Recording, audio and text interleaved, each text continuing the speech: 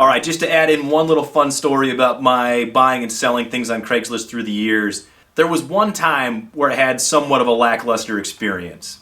I was selling some lights and I had a few different people contact me about wanting to come pick them up. There was one guy that had kind of initially contacted and then faded away, and then so I was going to sell them to somebody else, and he came back and was like, oh no, hold them for me, I got a hold of you first. And I said, alright, that's usually how I honor it, is whoever gets a hold of me first and shows up with the money, it's yours. So we discussed it, said, alright, I'll hold until Saturday morning when he could come over and pick them up, bring the cash, good to go. So he shows up, run through the lighting rig, show him everything works, good to go. And then he decides to renege on the price that we had established. He starts trying to haggle on the spot.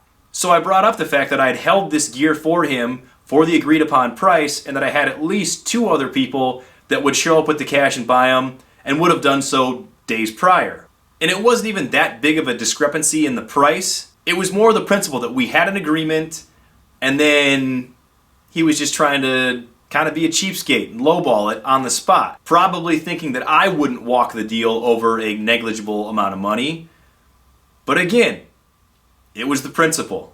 And I knew that I had other people that I could call or text or whatever contact I had for them that would come over later that morning and pick up the stuff for the full agreed upon price. So that's it. That's about as bad as it's been. And I don't even know how many deals I've done on Craigslist. Say I've bought and sold tons of stuff on there through the years.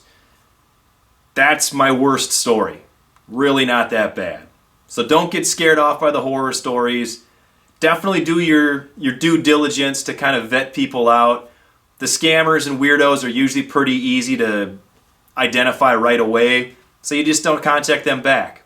Don't get into a limited mindset where you think, oh, this is the one person that's actually going to come buy this stuff. If it's good stuff, you're going to get multiple people that are interested in it. Somebody will give you what it's worth to you to make the deal work. I cannot stress enough how big of a resource Craigslist or other used gear, swap meet type resources are to a working musician.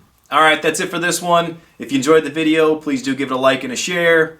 If you're interested in more tips and tricks on how to make your band more successful, please subscribe to the channel, check out the rest of the channel's content, and I will catch you next time.